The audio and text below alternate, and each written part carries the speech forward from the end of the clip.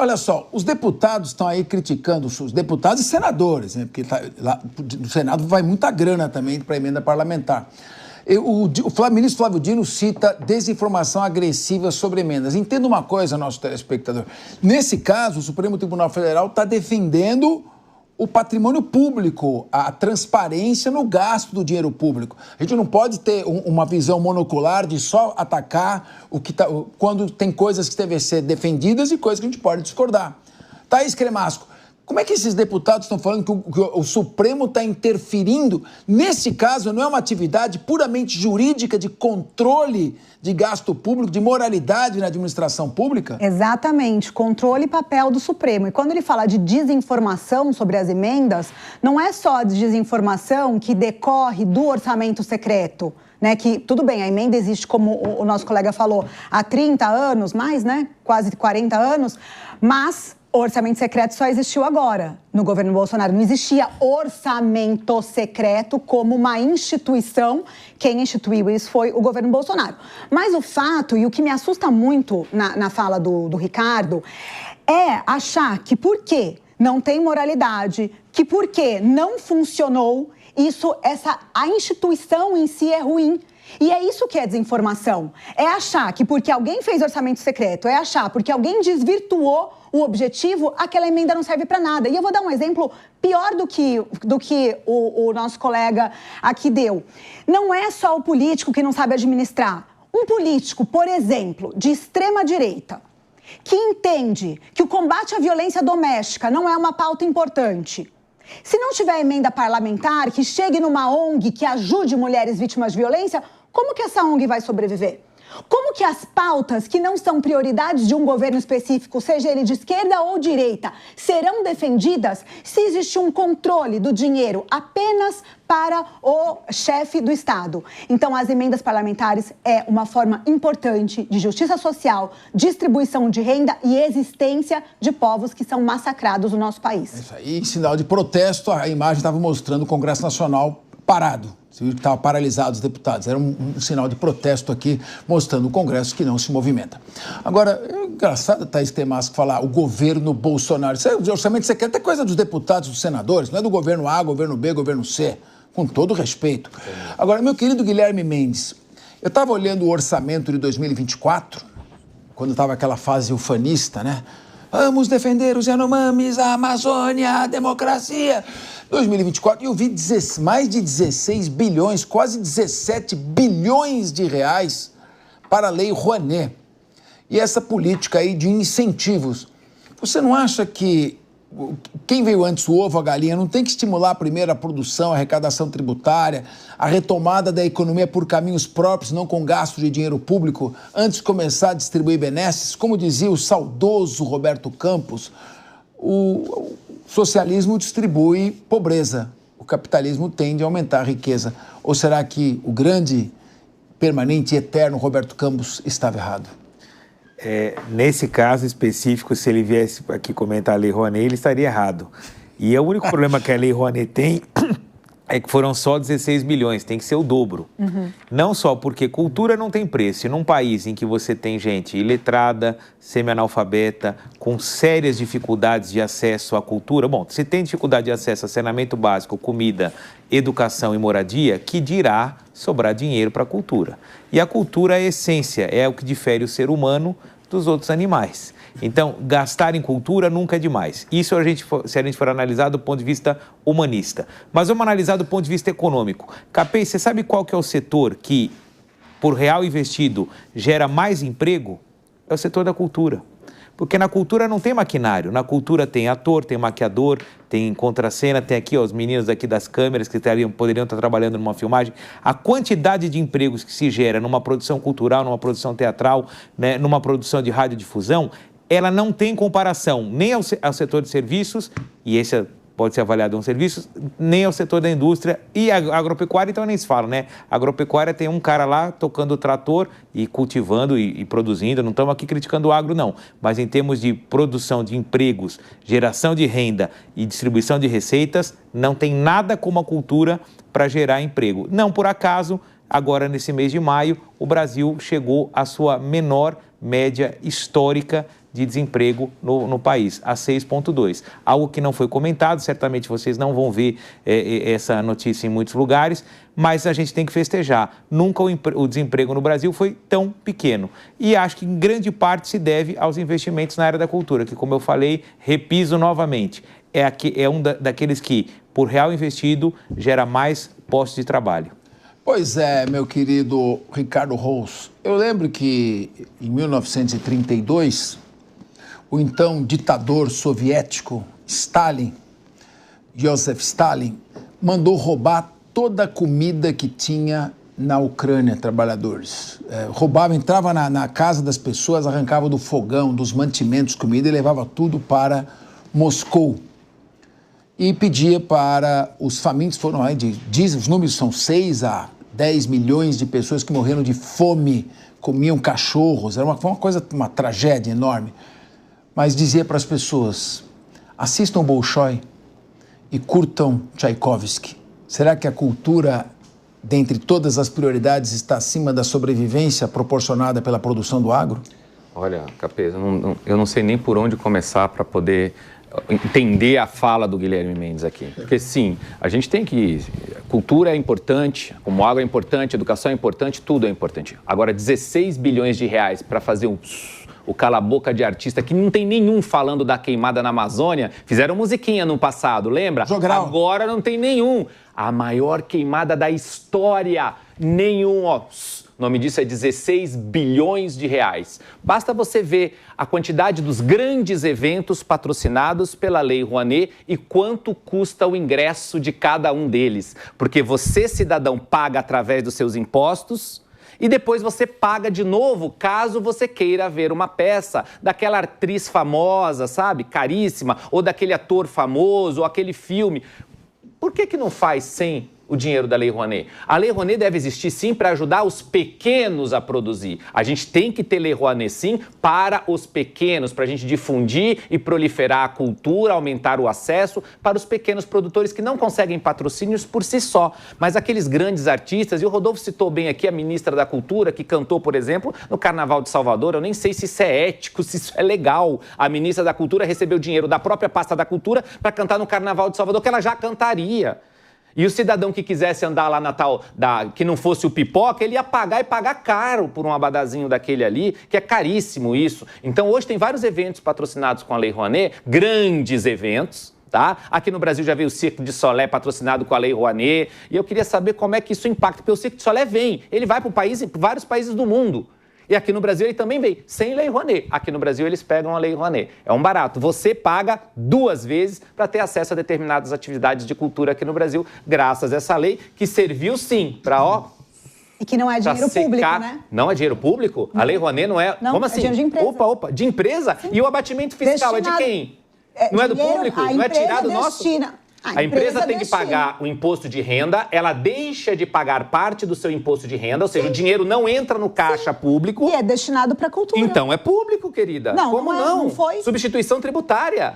Eu acho que isso é você usar o argumento... Não é argumento, é um fato. Não é. O dinheiro não é público, não chegou no cofre público. Não, mas deixou de chegar, entendeu? Deixou de ir para lugar público. Sim. Para então ser usado por iniciativa privada. Sim. A substituição tributária, quem está abrindo mão desse dinheiro é o povo brasileiro. É a empresa que está destinando para a cultura. Imagina! Dos 17 bilhões, Rodolfo, claro, que era previsto em 2024, acabaram usufruindo apenas 3, o que mostra também uma falta de planejamento tributário adequado. Mas teve um show de um cantor famoso aí, pago pelos Correios, a empresa brasileira de Correios, né, que está quebrada. Então, é aquele negócio, balbúrdia administrativa, né? Numa organização nos gastos. Eu acho que o principal problema, Rodolfo, é que consegue ser pior do que a corrupção, ainda pior, é a descontinuidade administrativa e a falta de planejamento do nosso país, que não consegue crescer e se desenvolver. Nós levamos 10 anos para fazer o óbvio no 11º ano, e ainda assim fazemos errado. Exatamente, Capês. E eu estou montando aqui o meu quebra-cabeça para tentar entender o que o Guilherme Mendes disse, que no fundo tem uma certa razão, se talvez ele pensasse melhor na educação. Eu vou sintetizar aqui. Em 2024, o nosso governo bloqueou da lei do orçamento aqui para a educação 2 bilhões de reais. E nós temos a Lei Rouanet para esse ano aqui no valor de 3 bilhões de reais. A cultura, como disse o Guilherme Mendes, não se faz de pessoas iletradas, não se faz de pessoas que não sabem ler, não se faz de pessoas que não vão numa escola de música. Ou seja, alfabetizar essas pessoas e prepará-los para ser um artista, seja lá qual futuro a Deus quer para essas pessoas, precisa de escola, precisa de ensino. E nós não estamos falando do ensino superior da faculdade, nós estamos falando da base. Primeira, segunda, terceira, quarta, quinta, sexta, sétima, oitava série, primeiro, segundo, terceiro colegial. As pessoas saem analfabetas funcionais hoje das escolas, porque em 2006 foi instituído pelo governo do PT que as crianças não poderiam repetir mais de ano, causando um verdadeiro alarde para a população de hoje. Desses 8 milhões de desempregados que nós temos aqui, quase 8 milhões de desempregados aqui, 50% não consegue preencher uma ficha de trabalho. E nós estamos falando da Lei Rouanet, da Lei Rouanet, que o artista é importante, a cultura é importante. Claro que sim, é muito importante, mas é mais importante ainda cuidar da educação dessas pessoas que assistem muito dessas peças teatrais enviesado. Olha só, a minha filha mais velha, no ano passado, quis fazer USP. Ela fez 2 meses, no terceiro mês a faculdade entrou em recesso por conta da greve. E na greve, por que greve? Se somos nós que pagamos para esses alunos estudarem. Caso você não saiba, que está nos assistindo em casa, nós, eu, você, toda a nossa audiência, somos nós que pagamos para esses futuros médicos, futuros advogados, futuros arquitetos, somos nós. E eles estavam lá fazendo greve, com dinheiro público, tendo em caixa. É um absurdo. Então, antes de falar e querer clamar aqui sobre a Lei Rouanet e sobre os artistas, vamos fundamentar as coisas para ficar equalizado aqui, para todo mundo entrar em equidade nesse debate e lembrar que a educação deve ser uma prioridade. Gastar ali com um monte de coisa e bloquear 2 bilhões da educação é um tapa na nossa cara. Agora, o Guilherme Mendes, o ministro Flávio Dino está tentando mediar um diálogo com o Congresso Nacional para tentar estabelecer um entendimento. O presidente do Senado, o Davi Alcolumbre, o presidente da Câmara dos Deputados, Hugo Mota, não compareceram. Ali, acho que o diálogo seria esse. Vocês querem manter as emendas? Precisa ter esses requisitos para as entidades que vão receber emenda parlamentar, tem que saber quem é o deputado que encaminhou e qual é a destinação específica que foi. Por que é tão difícil comparecer até lá? Por que ficam dizendo aqui que o Supremo está querendo se meter? No caso do IOF, eu acho que está se metendo. E aqui não. Por que estão distorcendo? Ninguém será que consegue ter uma razoabilidade na abordagem dos temas? Capê, estão distorcendo porque há má intenção. É fato que quanto menos regra tiver, quanto menos transparência tiver, mais fácil vai ser a criação dos esquemas, não é? E, consequentemente, dos desvios. Então, o desinteresse do parlamento em tratar da matéria, em legislá-la, em discipliná-la, vem justamente porque quanto mais terra de ninguém for essa seara, melhor para os próprios parlamentares. Então, exatamente por isso que o Supremo Tribunal Federal tem que entrar e intervir. E aí eu vou aqui fazer um elogio. Bom, você sabe da minha postura, eu sou daqueles que defende o Supremo Tribunal Federal e acho que a democracia brasileira se deve, em 99%, ao Supremo e sou daqueles que sou muito avesso a críticas porque acho que eventualmente pode haver um outro excesso, mas as pessoas não observam os excessos que aconteceram no Legislativo e no Executivo. E aí cabe ao Judiciário fazer essa mediação.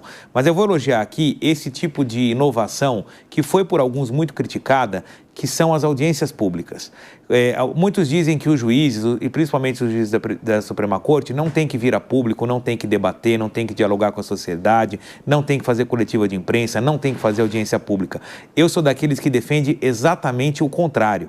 Por quê? O sentimento de justiça vem em parte da aceitação daquele que recebe uma ordem. Se você aceita, entende a ordem que você está sendo submetido, a chance de você não se sentir injustiçado aumenta muito.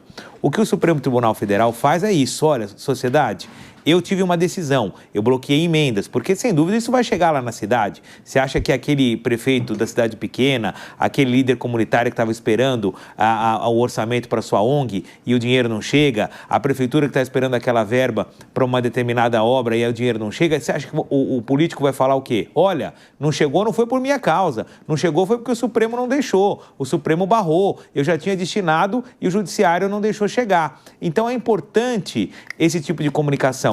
Haja vista que nós estamos aqui comentando uma audiência pública, algo que é extremamente inovador, e o Supremo tem feito várias delas no sentido de cada vez mais esclarecer a sociedade, as suas razões, as suas motivações e, sobretudo, a importância da sua atuação. É uma pena que o presidente Alcolumbre e o presidente Mota não tenham comparecido. Acho que seria uma demonstração de consideração enorme, não só para com o Supremo Tribunal Federal, mas, sobretudo, com os brasileiros. Lembrando que o dinheiro que eles administram não é nem do Supremo, nem do Congresso. O dinheiro é nosso. Então, nós, como cidadãos, acho que gostaríamos, eu com certeza, de ver os presidentes das casas sentados à mesa e discutindo republicanamente, em público, qual a melhor solução para esse impasse das emendas. Acabar é a solução? No meu entender, não. Mas dar transparência, dar lisura e, sobretudo, informação, eu acho que é um caminho que é inexorável. E, nesse sentido, o ministro Flávio Dino está de parabéns. Ele fez o que a ele cabia. Veio a público, decidiu e esclareceu a população. Agora, o Ricardo Rosso, só para estabelecer um contraditório aqui, que está todo mundo bonitinho, até o Rodolfo Mares fazendo positivinho para o Guilherme Mendes. O Guilherme Mendes foi perfeito na colocação dele. O Guilherme Mendes foi perfeito na colocação dele. Então, eu vou aqui, vou trazer um pouco a palavra do Senado Federal também para o Ricardo Rosso comentar. Senão fica esse negocinho, um passando paninho para o outro, fica todo amiguinho aqui, depois eu vou tomar um café. Então, é o seguinte, ó, a advogada-geral do Senado, a Gabriela Tatite Pereira, o Ricardo Rosso, defendeu a constitucionalidade das emendas parlamentares, que, segundo ela, são cláusula pétrea, né? Aquela regra que não pode ser suprimida pela Constituição, porque ela diz respeito à separação de poderes. Não sei se diz respeito à separação de poderes, mas é a posição dela. E ela citou o seguinte, ó, abre aspas, olha, é preciso considerar também que houve, desde a Constituição de 88, muitas reformas constitucionais, e elas acabaram alterando a relação entre os poderes. Está dizendo que cresceu demais o judiciário, sufocando o legislativo. E contribuíram para o momento que estamos hoje, em que o parlamento brasileiro tem aprimorado a sua participação na alocação de recursos públicos. E ela disse que o próprio poder judiciário acaba interferindo no processo orçamentário. Não é só o legislativo por meio das emendas. O judiciário também interfere quando ele exclui parte das suas receitas dos limites do arcabouço fiscal. Quer dizer, as despesas do judiciário e as receitas não entram no cômputo do aumento de gastos, que só pode ser 2,5% acima da inflação, também está errado. Por exemplo, quando o Supremo suspende a eficácia de leis de desoneração e autoriza a abertura de crédito extraordinário, ele se coloca muitas vezes como uma espécie de poder moderador do entrave político, ou mesmo uma espécie de gestor ou influenciador na execução de políticas públicas. O Senado está colocando aqui uma questão, aí talvez tenha, não sei se foi isso que motivou, mas a advogada foi bastante contundente nos seus argumentos ao dizer o seguinte, bom, as emendas são uma questão do Poder Legislativo. E o Poder Judiciário está começando a se arvorar muito em vários outros temas. Como é que a gente consegue equilibrar isso? Ela não teria que defender as emendas e condenar o orçamento secreto, condenar as emendas de PIX, condenar as emendas de comissão, defender as emendas com transparência. Ela não ficaria fortalecida se ela assim o fizesse? Ela falou algumas verdades, mas eu acho que o foco dela enfraquece quando ela generaliza a defesa das emendas para aquelas que não têm transparência. Exatamente, Capês. É uma guerra institucional entre os poderes. Cada um quer corrigir o país mudando o outro, pai. O que ela falou é exatamente isso. Tem um problema, as emendas aqui está tudo certo, é constitucional. Vale lembrar que as emendas individuais são constitucionais. Agora a gente já tem um monte de outras emendas aí, tá tudo quanto é canto tem emenda. E eu, particularmente, apesar de ser contra as emendas, acho que o meio do caminho seria a gente voltar só com as emendas individuais. Um número pequeno individualmente. Hoje tem emenda de bancada, tem emenda PIX, tem emenda de comissão, tem emenda não sei da onde, e aí se perdeu o controle da transparência, que é um princípio da administração pública. Nós estamos lidando com o seu dinheiro, com o dinheiro do contribuinte brasileiro. Então tem que ter toda a transparência. Aí veio o judiciário colocando o dedo ali de forma correta nesse aspecto. Mas a moça do Senado, nesse aspecto aqui, a advogada do Senado, mostrou que também o judiciário, quando é para mexer no dele, ele não mexe. O legislativo está incomodado agora porque está mexendo nas emendas parlamentares, está mexendo direto no que diz respeito aos parlamentares. E a mesma coisa é quando acontece lá no executivo. Você viu que a Câmara e o Senado barrarem o aumento do IOF, era uma política pública que o executivo entendia ser importante, no meu ponto de vista equivocada, mas era uma política pública que o executivo entendia ser importante para ajuste das contas públicas aqui. Então é um querendo regular o Brasil olhando o outro poder, nunca o seu. Ninguém mexe no seu. Os parlamentares, os mesmos que barraram o aumento do IOF, aumentaram o número de parlamentares. Então eles não estão preocupados com o aumento de gasto lá dentro. Ninguém abriu mão de emenda parlamentar. Então, dentro do legislativo, eles querem continuar gastando deles, mas vamos colocar o pito no outro lá. O judiciário é a mesma coisa, como foi muito bem colocado aqui nas palavras do Capês. O judiciário está cuidando do seu aumento, agora até segurança vitalício, para quando o ministro deixar de ser ministro, vitalício, para o resto da vida. Agora também vai ter com seu dinheiro, mas na hora de colocar o dedo é no poder do lado. Então, para mim, é uma crise institucional entre os três poderes aqui. No fim do dia, quem paga a conta somos todos nós, você e nós aqui que pagamos contribuinte brasileiro, e essa conta ela só cresce, porque os três poderes só querem saber de aumentar gasto público. Então, Rodolfo Marins, o legislativo não fica mais exposto? É a Geni, né, aposentando aquela música do Chico Buarque, né? Todo mundo ataca o legislativo. Todo deputado, senador, começa a apanhar e ninguém olha também os gastos dos outros poderes. É um poder que fica mais exposto, talvez seja o mais democrático de todos os poderes, o poder legislativo, independentemente dessa bandalheira aí, que é essas emendas secretas. Os deputados e senadores são sempre mais expostos à execração pública? Com certeza, Capês. Se você perguntar para 5 pessoas aqui, para quem ele votou no Senado, ele não vai saber, mas para quem ele votou para deputado federal, ele vai saber sim. E é a nossa primeira barreira, né? Se nós queremos chegar em algum acordo no futuro com o executivo, ou tentar colocar qualquer coisa no país que seja a favor do público, do povo, nós temos os parlamentares como a primeira barreira. É para eles, são eles a quem nós recorremos aqui. Por isso é de suma importância que eles entendam um pouco de tudo que eles estão fazendo ali. E aí eu chamo mais uma vez a atenção ao voto, porque é muito importante. Quem está decidindo isso agora, eu vou fazer melhor. Eu lembro quando eu recebi o Ricardo Rous, pela primeira vez no meu podcast, no podcast Sem Filtro, sem fazer comercial aqui, mas é um excelente podcast. Eu recebi o Ricardo Rous pela primeira vez no podcast e ele disse o seguinte, isso não saiu da minha cabeça. Ele falou, quem manda no país é o parlamento, Rodolfo. Quem manda no país de fato, são ali os deputados, os 513. Agora é 531, né? São os 513. Será que são 513 ou são 11? Naquela ocasião ainda eram os 513. E eu fiquei refletindo sobre isso, qual a importância a gente colocar essas pessoas lá, porque de fato elas estão ali para nos servir, em servir o interesse público. Mesmo que a gente tenha um viés de esquerda ou tenha viés de direita, no resultado final tem que comunar ficando bom para os dois lados. E essa é a importância do diálogo. E nós não estamos vendo isso. Uma vez que essas emendas não são transparentes, e como o Ricardo Rous disse aqui, eu acho que é unânime o que a gente está falando aqui, emenda PIX, emenda não sei o que lá, emenda não sei o que lá, que vai para destinos que nós não sabemos para onde vai muito além de bancar um show. Olha só, o Flávio Dino vem buscar transparência, deveria ter sido assim desde o início, porque se eles são colocados lá para nos representar, o mínimo que eles têm que fazer é dar transparência, principalmente sobre a conta pública. Agora, meu querido Ricardo Rous, começando com você, depois Guilherme Mendes, Thaís Cremasco, voltando para o Rodolfo, vamos mudar um pouco a abordagem, o enfoque. Independentemente do mérito dessa questão, você não sente um crescimento desproporcional da tensão entre os poderes? O deputado Sóstenes Cavalcante, né, já se recusou a prestar informações requisitadas pelo ministro Flávio Dino acerca de uma fala dele sobre a questão de emendas.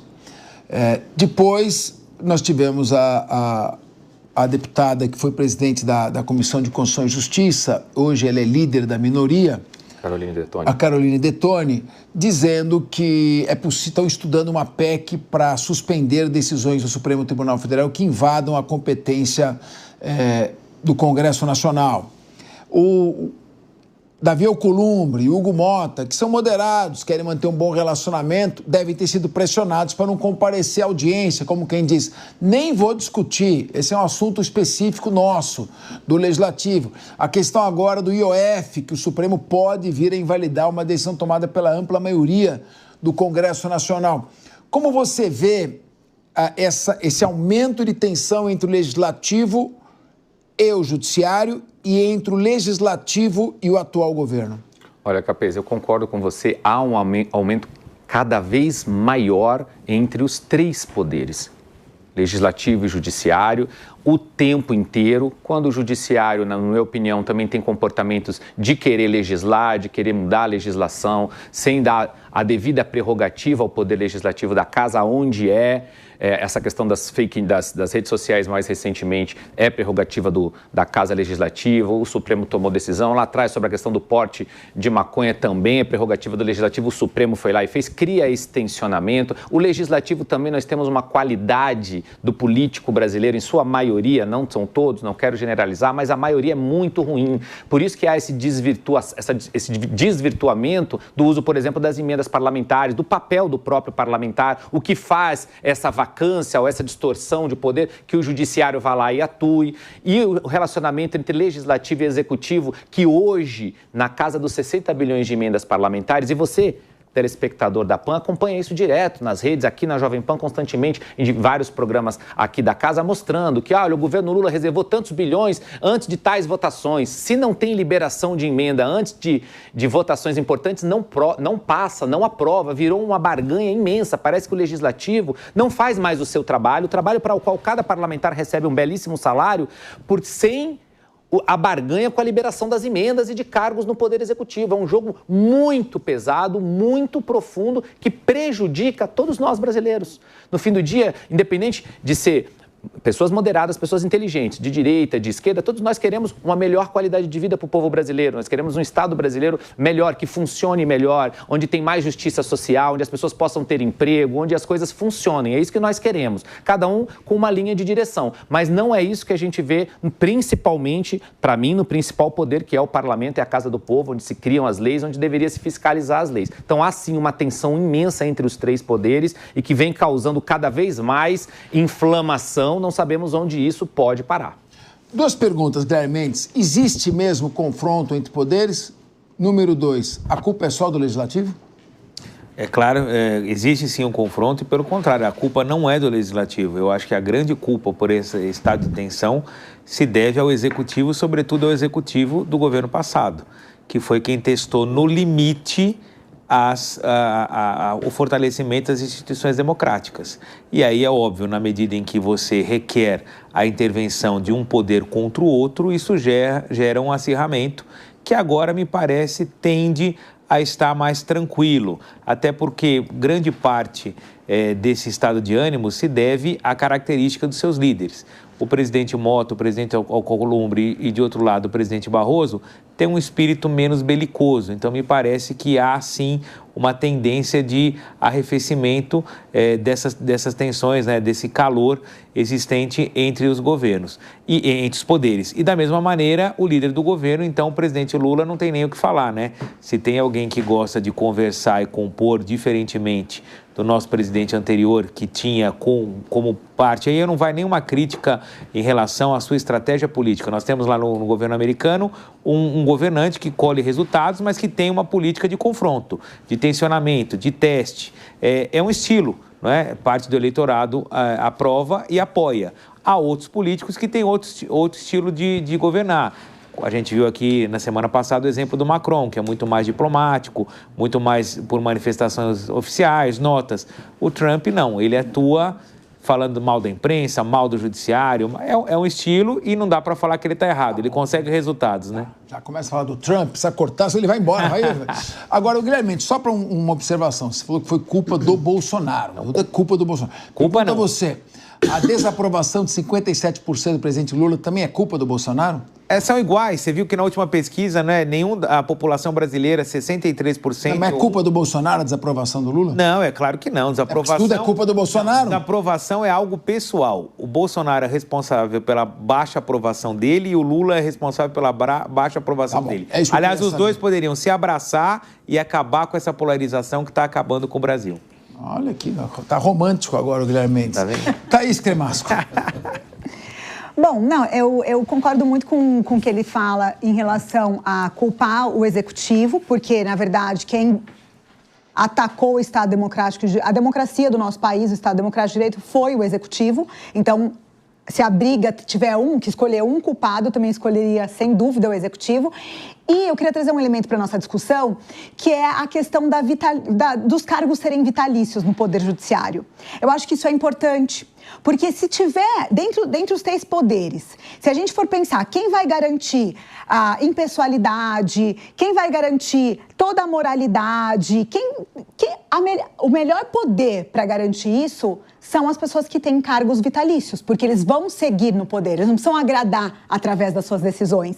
Então, não estou puxando sardinha para o Poder Judiciário, mas, na verdade, entendo que a culpa da briga e da disfunção começa com os ataques do Executivo aos poderes e dou muita força no Poder Judiciário de acreditar que é através dele que a gente vai restabelecer a democracia do nosso país. Muito bem.